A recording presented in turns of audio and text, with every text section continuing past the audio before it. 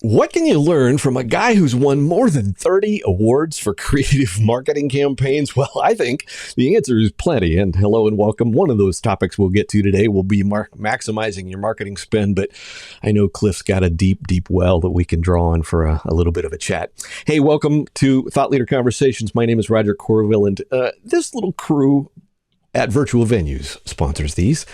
This is a little crew that can help you scale your virtual and hybrid event production team with a team that helps you focus on something other than tech or logistics. But we're not here to talk about us. Cliff Quicksell, CSP, importantly, helps those who are ready to stop letting others dictate the boundaries of their success and has lived the life, knows what business owners go through, lived the pleasures and perils of owning a business, nearly going bankrupt 5 times. That's an interesting stat to put out there in your bio, Cliff. Built multi-million-dollar equity positions in the process, has worked with clients from Sage Technologies to the Promotional Products Association Southwest, and notably, accomplished as a speaker, boasting the highest earned award with National Speakers Association, the Certified Speaking Professional. Cliff, glad you're here. Tell us a little bit about yourself and what you do. Oh, thank you, Roger. It's a pleasure to be here. And thank you for I call it a gift and an opportunity to be able to share. So thank you. Yeah, I've been in the speaking realm and speaking to business entrepreneurs, small to medium sized business entrepreneurs for close to 40 years now. And I realized that many times, I mean, we'll probably get into the gist of this during the conversation, but there was a major gap for many people, not having people that they could rely on or people that they could talk to that could actually help them propel their businesses to the next level. A lot of these folks don't have strategic plans and things like that. So how do you go about? I thought that there's a certainly an opportunity here for me to reach out to help people like that, and to just try to move the needle for folks at that level. I've been in the promotional space for close to over 40 years now, and been speaking as you has mentioned at the onset here for the better part of that time, and it's been a great journey. So I explained the CSP, but you also MASP, MASI. Give us a Right. background on just in case somebody doesn't know what those stand for, like me. Well, these are two industry designations. MASP is Master Advertising Specialist Plus. And I think in the promo industry, there's less than, I think there's only about 22 people out of an industry of about 30,000 that have that. Wow. Then the other one is the MASI, which is Master Advertising Specialty Information. So I'm a big believer and fan of education. As speakers, this, we promote it all the time because that's the only way you can really get better. And I work towards bettering my own. I love going to, like when we talked about going to influence, I love going to influence. I love listening to, like a sponge. I try to absorb this information, and any nugget that I can take away, really, I think if I can help me, it'll translate into helping others. And I think it works well. So when you agreed to come on the podcast, and thank you so much. I just perused your website and looked at your speaking titles or blog posts and a number of things. I forget exactly where I came up with the title of thinking about marketing spend, but I thought, that is an interesting angle. When it comes to marketers allocating their budgets, what do you see as their biggest challenge when they're with all the things that they've got going on? From my perspective, I find that a lot of folks do too much. I don't know how to frame it, but they do too much casting the wide net with their marketing and not enough target and focusing with their marketing dollars. I know that the folks that I work with that have really started to embrace the concept of being able to, understand their clients a little bit better. Who are my top clients? What does that look like? and to what I was saying at the onset here is that most people don't even have a plan. Yeah, I've asked people before, who in your top tier clients, how many do you have? Oh, I don't know, maybe three or four. Okay, well, what is the impetus behind that? I mean, how do you measure that? What are the KPIs that you associated with a top level customer? And most people can't answer it. And that to me was it was really I was flabbergasted really that people don't have a strategy and a strategic plan and are taking their marketing dollars and they're just basically throwing it up against a wall and seeing what sticks Yeah. instead of being really focused about, again, I go back to who are my top tier clients. What does that look like? Being able to analyze the client and be able, you know what, this is what the ideal client looks like. And I'm a big fan also of vertical markets. So if I'm targeting, like in the speaking world, I'm sure you have an area of expertise that you focus on and the type of clients that would buy that. It's the same thing with me in my speaking. I know mine is medium to small business entrepreneurs. That's where my focus is. Now, could I speak at a Google? Possibly. But the thing is, it wouldn't resonate as much as it would from the messages that I carry to somebody that's more in the medium to small size business. So being able to know your niche, know your marketing, knowing how to spend, where to allocate those funds into the existing customers, and then looking at the existing customers and saying, what are the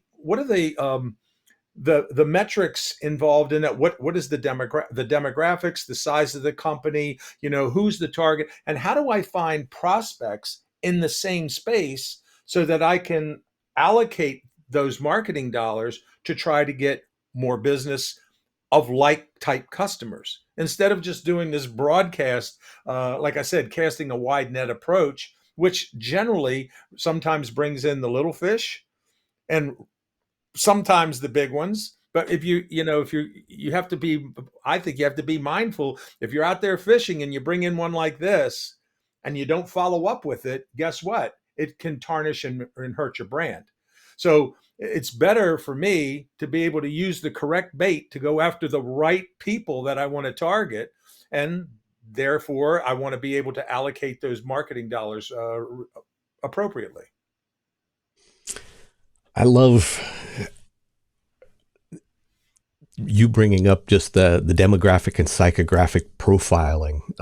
When my background in corporate marketing and it was in product marketing where we had to go create specific personas and be very specific about the nature of them. But the first time I ever ran into that, actually like 30 years ago, I did a stint in financial services, and I remember being blown away that as I learned that there's a difference between my target market and maybe my actual market, because the agency that we were working with, we sold financial research to money managers and brokers. And they came back after doing an analysis, and this was my first ever exposure to this. And they said, well, your ideal customer is a 51-year-old white male that has 6 digits in the market who actively trades in their own portfolio 6 or more times a month. I was like, whoa, that's specific. And of course, we had, but that's then what they used for their copywriting. You mentioned that a lot of times entrepreneurs don't have a strategic plan, or they may not understand the KPIs. If somebody comes to you, what questions do you start asking them with regard to guiding them in the right direction? Well, most of the time, folks will ask me, what company or what type vertical market should I go after? And I say, well, where do you have an expertise or where do you have success currently? And if we can identify that and kind of drill down at that level, that would be the first place that I would start. You know, if you had a clean slate and you were able to say, and if I said to someone, in a perfect world, what would an ideal customer look like to you from a sales standpoint, profitability, engagement, all of those type things? What would the ideal customer look like? And then they start, going back. Well, this customer, no, you have no customers, but you have some business acumen and understanding. What would an ideal customer look like? Well, it would be somebody that was doing $150,000 a year with me at a 50% gross profit, et cetera, et cetera. Okay. What markets can drive that kind of, and what do you now currently, what are you doing? Well, I have banking and finance, I have hospitality, and I have aerospace. Okay.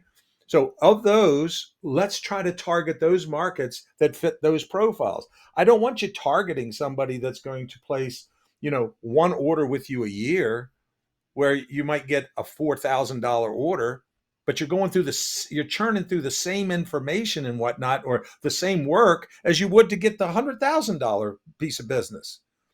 And sometimes in my audience, that's very, very hard for people to click, because sometimes people in my space feel like, well, you know what, you know, if I got $1,000 piece of business, that's good. That's good. But you're doing the same work. And so for people to try to get to that understanding where if you really get to know your customer, and then here's the other side of it. Once you have a customer, do you know what the lifetime value of the customer is? And it's shocking that most people cannot tell you that. I've had this customer for 8 years. Well, how much money have you generated with that customer? How much money have you lost? Potential business have you not made? And what is your attrition rate with customers? How long do you keep them on board? And to understand those type of things, I will tell you that I find it getting started with people at the grassroots level at the onset is one of the things that really makes a significant difference as they start to move ahead. I don't think that you can really move ahead from a marketing and sales perspective, especially when you're looking for help, until you can get a baseline from which to work. Are you seeing any trends in your market? I mean, you mentioned your target is entrepreneurs and small and medium companies, right? Are you Right. seeing any particular trends uh, in your market segment? The I would say that huh, I would say in some cases, a lot of people, because of what's going on, uh, not to get off on a tangent, but what's going on in the political and economic space right now and the uncertainty, I find a lot of people are just willing to give up. I find that as a trend, and it's a sad trend to me. Well, not necessarily give up, but just basically throw their hands up and go, "I have no control." Well, but you actually do. You actually do have a lot of control, and the fact that you're succumbing to what's going on, um, you know what? Everything in life is cyclical. You know, there will be a it's not a reckoning, but there'll be a shift, there'll be a change. Right. And in some cases it's positive, in some cases it's not. But at the end of the day, that's one of the trends that I do see. I find that optimism is not as prevalent as it used to be. And for me, I'm, to the fault, a friend of mine once said, he goes, you are overly optimistic. And I said, but isn't that excuse me? I said, that's a choice. I mean, I can be a pessimist and a downer, but what good does that serve me or anybody else around me? So I unfortunately I see that, but on the other side of that, I think that the people that embrace what's going on and understand that there's the things that they can control. I think that those people really do. It's that spark, and then all of a sudden, it's that inertia that they start creating that makes the difference. One of the things I noticed, and I forget if it was on a blog post or someplace on one of your sites, but that you seem to love emphasizing real life lessons over theory. Would that be a fair way to characterize how you approach speaking and consulting? Um, Yeah, much to the chagrin of my clients, because I give examples of stories all the time. Yes. that was my follow up. I mean, just out of curiosity, do you have a particularly impactful story that illuminates how you go about things? It is there's a couple that I could share with you, but one in particular is my son is a U.S. Navy pilot, and he flies helicopters for the Navy. And before he went into the service, he and I went out on a dad's trip. We went fishing, we went skydiving, we did just hung out. We just did some cool things for a weekend, and it was nice. And we're sitting there, and a very dear friend of mine has a charter boat on the Chesapeake Bay, and we're sitting there, and it's just my son and I, the first mate, and the captain. And next thing you know, I'm looking around, and there's 25 lines in the water, and I go, Frank, there's two of us. And he goes, as long as you have a line in the water, you're dangerous. And my son turned to me and he goes, that's exactly what you preach to people all the time, isn't it? Each line is an opportunity. So the more opportunities that you put out there in the space is a more of an opportunity for you to catch something or to acquire something. And I was like, he does listen. Right? It was fantastic. So I use that all the time. All the time. I have to give him kudos. Frank Carver owns a charter boat called Loosen Up out of Deal, Maryland. And I always use it. As long as you have a line in the water, you're dangerous. So if you're out marketing, think about it, it's a great parallel. If you're out marketing and you send out one email, you have one opportunity. You send out 500 emails, 500 opportunities. And so that's just one story that I use, quite frankly, that, and if you want, I share another one that's pretty good. Yeah. So I learned this from one of the speakers at NSA, but I don't recall the speaker's name. But sometimes I'll take I have a journal that I put together that's a creative marketing journal, people that archive their ideas, et cetera, et cetera. And so I'll hold it up during my presentation and I'll say, hey, let me ask you a question. First of all, I ask the question, how many of you have ever been bungee jumping? Because I have a thing I call the 23-degree rule. And that is when you're standing on the bungee stage with the rope wrapped around you, that's commitment. But until you get to 23 degrees, you are not committed at all. And I tell that story after I hold up the journal and I say, if I told you that in this journal right here, this will change the marketing direction for you if you follow the guidelines, if you follow the rules, if you read the FAQs and reach out to me and who would want this in the audience? And inevitably, everybody's hand goes up. And I'll go, but who really wants it? And everybody's like, hey, dummy, do you see my hands up here? I want that. I said, but who really wants it? And literally, sometimes I won't even put it down for like a minute or two. And then somebody will get out of their chair and come up to the front and I give it to them. I said, that is commitment. Putting your hand up saying, yeah, I want to go bungee jumping is not commitment. What's commitment is getting on the platform and going 23 degrees. And when you do that, that's committed. And so, and it was interesting. I did that recently. I was speaking in Chicago and I did that. And you saw people when I handed it off to the other person, they were like, oh man, all I had to do was get up. And I go, well, you know what? You said you wanted it, but you didn't want it bad enough. That was the difference. So I love using stories and analogies. It really does make a difference. Do you have preferred modalities with regard to when you're working with clients? I mean, email, promotional items, trade shows. When you're talking with them? I mean, I know that. Do you have a preferred tactic?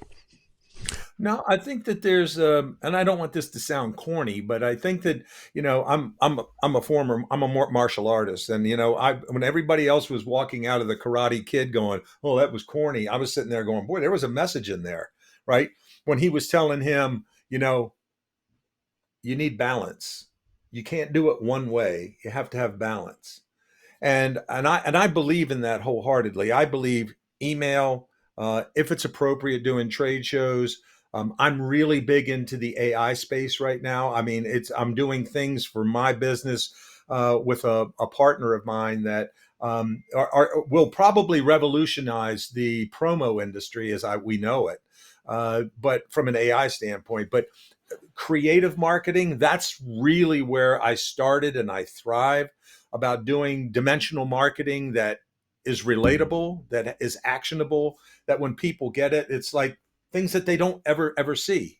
Like we've done some remarkable marketing pieces. I should have had it out, so I didn't want to dig it out while we're on this call. But Oh, good. we did this remarkable marketing piece to influencers, and we've had 100% engagement, 100% engagement with this. It was crazy. And so I believe that, and again, there was an email follow-up strategy to that. There was a mails follow-up strategy with that. There was a dimensional marketing strategy with that. But that all combined together is what made the whole process work remarkably well. I love the idea, and I'm not a real marketer like you, but I love the idea of direct mail. Right? I mean, you go back far enough in history, and we used to complain about how much stuff hit your mailbox. Now nothing hits my mailbox, right? Meaning I look at every single thing that hits my mailbox as compared to the 2,000 emails that I get a month in promotional email or in just various things that I've subscribed to. So I mean, I just love the idea of being able to think outside of the box with regard to going, how do I cut through the noise? Yeah, and Roger, that's the key to this, man. Really, if you think about it, you could send out any number of things, but this is why I say it has to be so targeted and focused to that recipient, so that it just, to your point, it just razor cuts right through all the thing. I mean, you were talking about the emotional triggers. I don't know if you've ever interviewed Faith Popcorn, but she is amazing. If you ever get a chance to talk to her, she wrote a book called The Popcorn Report, and she speaks a lot on the psychographics and understanding those emotional triggers that you hit with people that make a difference. Um, it, yeah, I mean, I'm with you, and it is cyclical. There was a period in the promo space where people didn't want it, and again, I think it was all age generated. Now, all of a sudden, because of how prolific email has become and people have just been inundated with it, now to get something dimensional in their hands or something that's creative in their hands, I think is now starting to come back. It's been very, very positive. Yeah. Can I give you an example of Yeah, that? please. Okay, as a speaker, I have the example right here. So I thought to myself, how can I do something creative? And I'm one of those type of people that, as long as it doesn't offend anybody spiritually, mentally, or physically, the gloves are off. I'm not going to do anything that's risque and off the chart. Like I don't like that. But for me, I want to do something that somebody goes, how in the world did he think of that? That's amazing. So I came up with this idea as a speaker. I thought, I'm willing to invest to be able to get somebody to hire me as a speaker. But I could send a sizzle reel or a book or whatever, and like everybody else's that's stacked up on their desk, right? How do I do something different? So I came up with the idea, and this is one that I just had done.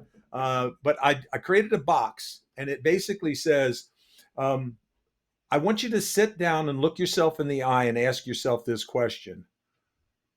And when you open it up, should I hire Cliff Quicksell to come speak at my event? And we put the person's replica of their bobblehead inside the box. And when they shake the box, it says, yeah, it's like nodding their head, yeah. So I want you to look yourself in the eye. Now, I had friends of mine say to me, that has got to be the most ridiculous thing I've ever seen.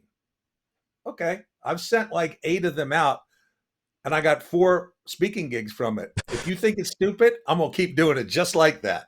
I don't care.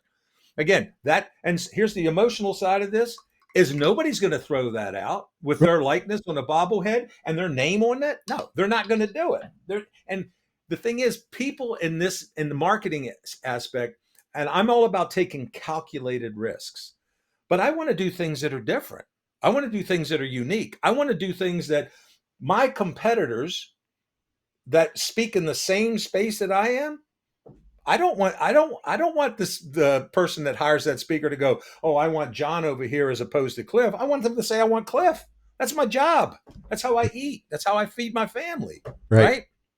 So, I mean, I did a piece where I do this thing on creative marketing where I do my marketing piece is a orange juice can. Stimulating your creative juices is the name one of my segments, and I put it in. I have when you open it up, it smells like oranges. It has collateral material on the inside. I got two speaking engagements in Puerto Rico the same week, one on a Monday, one on a Thursday, from two different organizations, just from sending that out.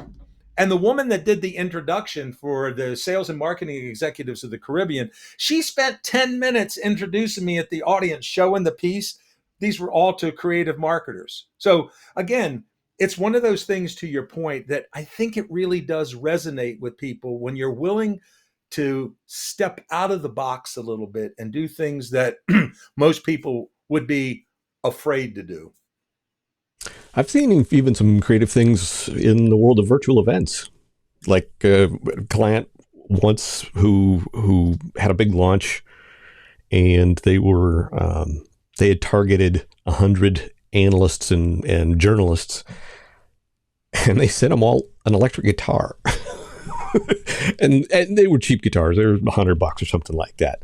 So, multiply, 100 times 100, but they had 100% of people show up. To your point. Yeah, and imagine what they what well, they had 100%, so great. That's fantastic. But imagine if they sent them the guitar strings only, and they used each of the guitar strings was like a core value of the event, and said, "Come to the event, and we'll give you the guitar." See, I that's mean, why. there's a lot of ways you could spin that. Yeah. Tell me about some of your awards. What did you do to knock down all those awards? Was that Um, like client projects or? Client projects and personal projects that I've worked on. The majority of them, I would say, would be more client projects that I've done for clients.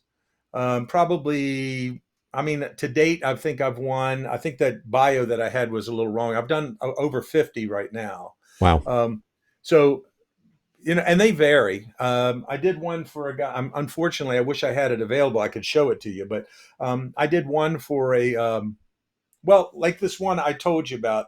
We did this influencer box. We haven't gotten an award for it yet, but I put money on the fact that we will. But we did a theme for like a movie theme. And what we were trying to do is we were trying to address influencers within these major organizations because we realize this is one of my clients. It's a packaging company. They do creative onboarding packaging. And I said, we need to address the key person within that organization that knows the key people within their organization that have the wherewithal, the ability, and the skill set to be able to sell creative packaging. So we came up with this theme of the movies. And it was a black box and it was big. It was probably 20 by 20 by 8 inches deep. And when you open the box, it was all black. Open the box, on the flap were all these movie stars. And there was a sound chip that started playing like the MGM, dun, dun, dun, dun, dun, dun, dun, dun, right? And we put scent in there too, and it smelled like popcorn. So now all of a sudden you're getting a dose of two things: Wow. the scent, the sound, and then we had a pair of Ray-Ban sunglasses in there with a hang tag on it that said, "You're going to need these when you open the box."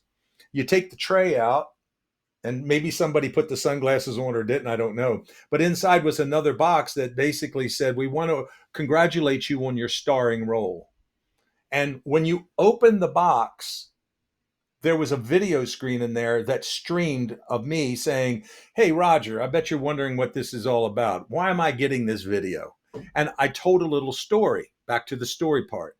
We realized that you are a superstar within your organization, and the stars within your organization that we'd love to be able to set up a webinar with you, et cetera. But what was really cool is in the bottom, there was a star that had like Roger's name printed on the star, and the box illuminated underneath the star and lit up. And I'm telling you, everybody that got that called and said, we were, one guy said, "I know I've opened this thing 100 times. I've got my staff around looking at it." And so we were able to acquire a relationship with a $1.4 billion company and become a preferred vendor like overnight with them. So, it's doing things like that that have that impact. I mean, no, and some people go, well, that was very expensive. Yeah, but how much would you pay to be connected with a $1.4 billion company Right. or a $100 million company? Would you spend $500? I would all day long.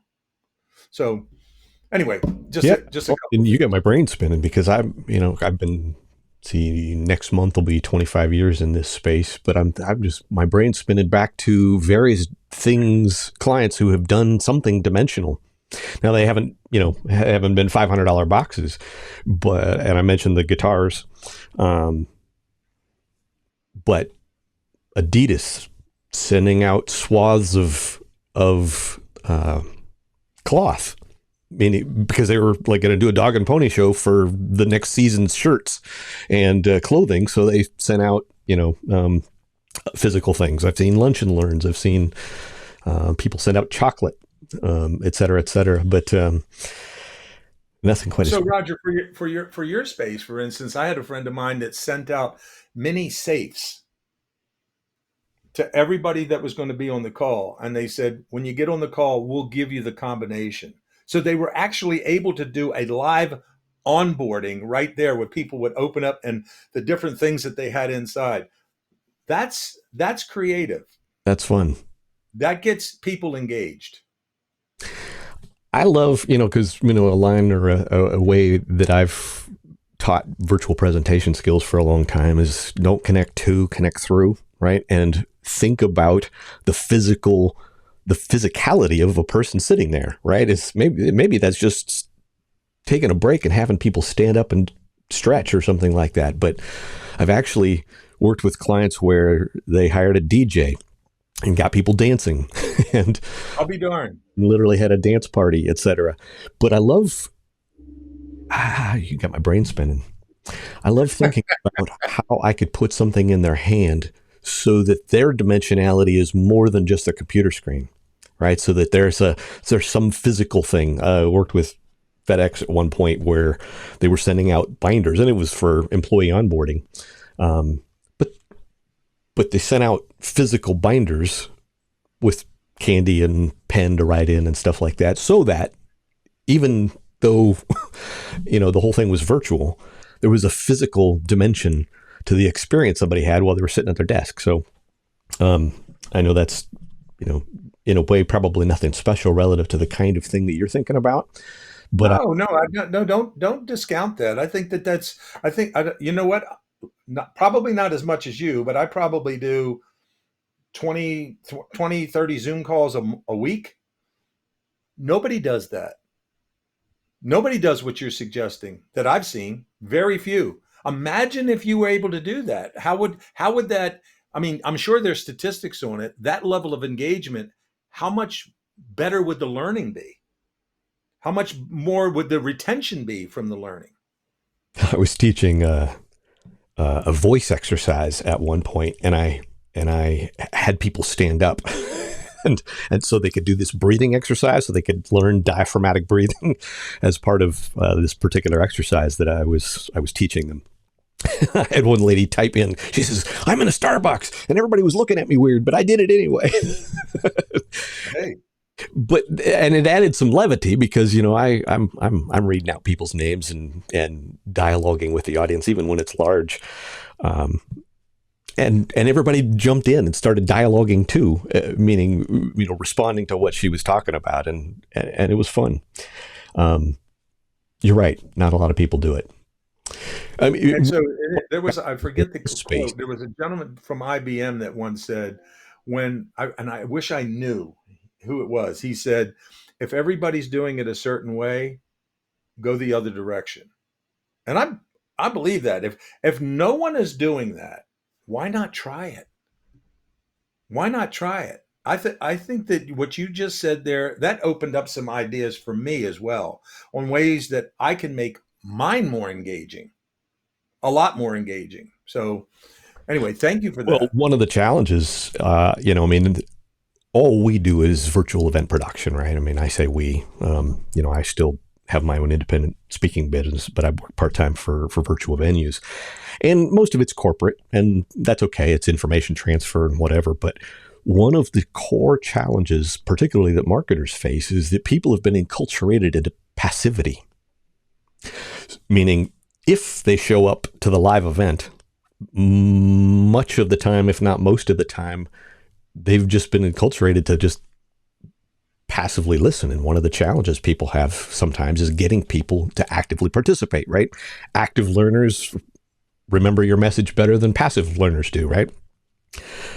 And so just being interactive, like immediately right out of the gate, sets a different tone in a virtual presentation. And it's scary how few people do that.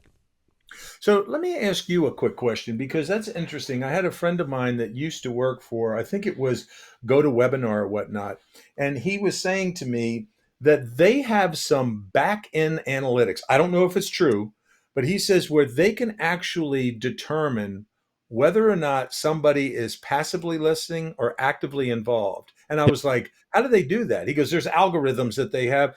And it was really interesting. I was doing a presentation and I could sense that there was a lull.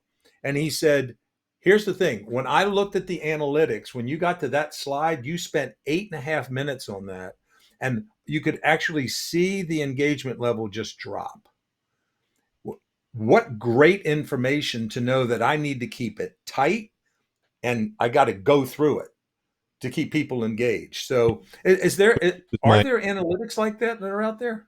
Yeah, so in fact, GoToWebinar was the very first platform that had that.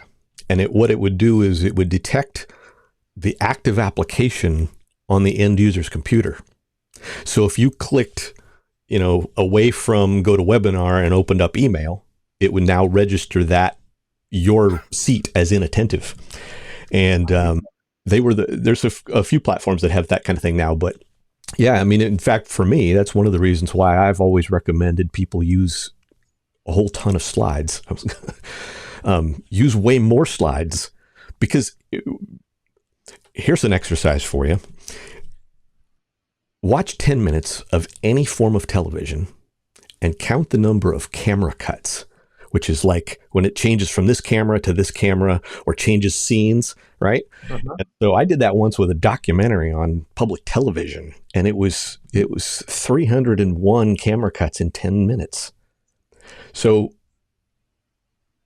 we've been enculturated into things visually changing, and I don't add more content, just spread your content over more slides.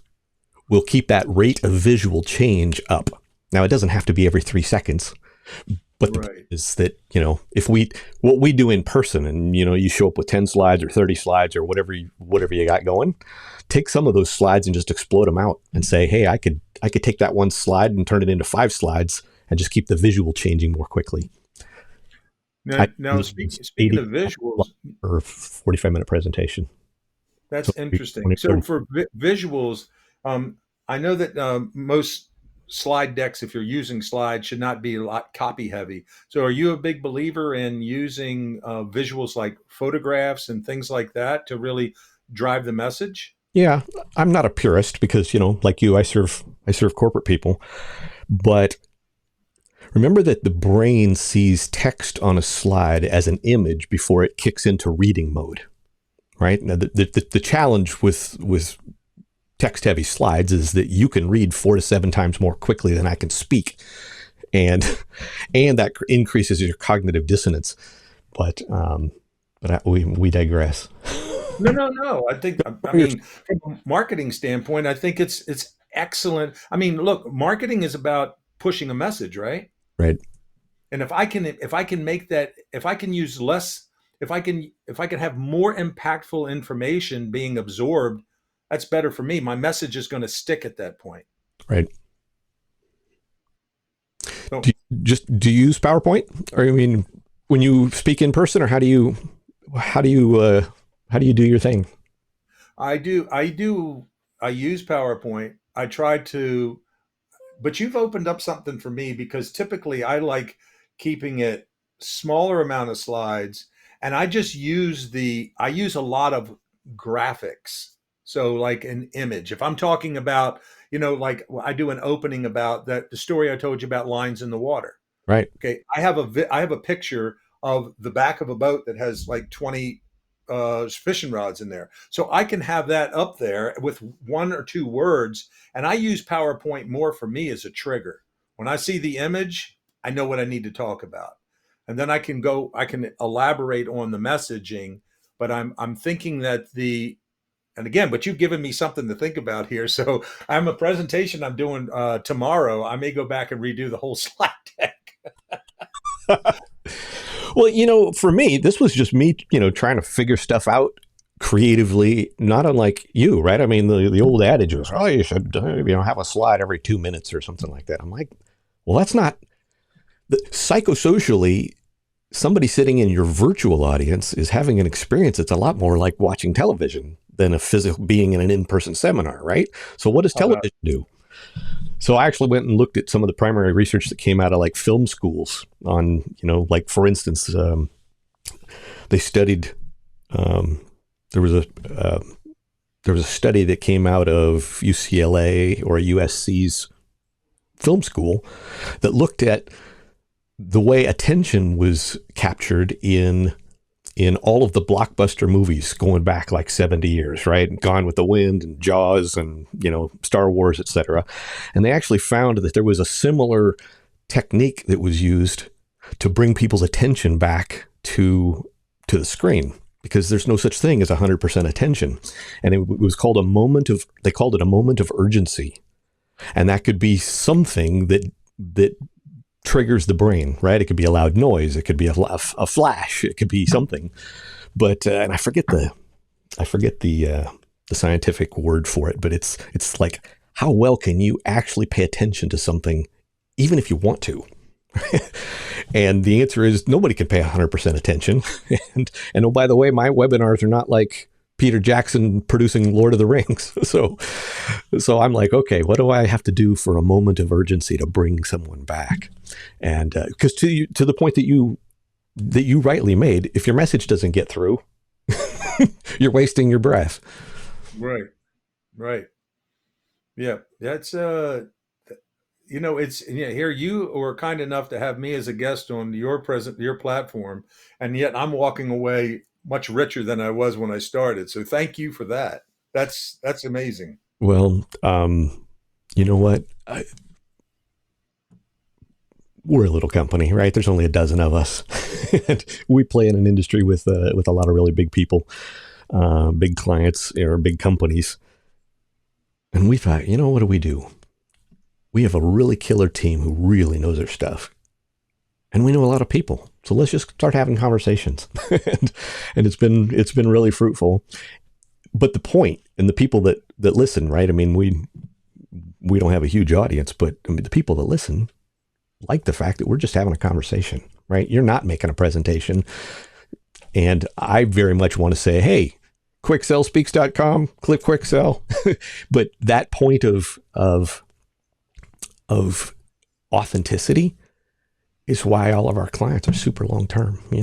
The good news is once they come on board, it's all relationship. So yeah, and that is such a powerful word, is authenticity. And there's so much fake and phoniness out there right now. And and when you really dig through everything, and you find out that the people that you're working with are real and authentic, man, there's just something inspiring about that. And you feel there's a comfort level with that that you're going to be treated right. And that's really so kudos to you and the team at Virtual Venues. That's amazing. Cliff, what question should I have asked you that I haven't asked you?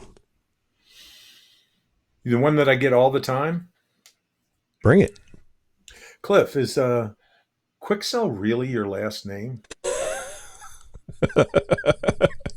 Every show, every time.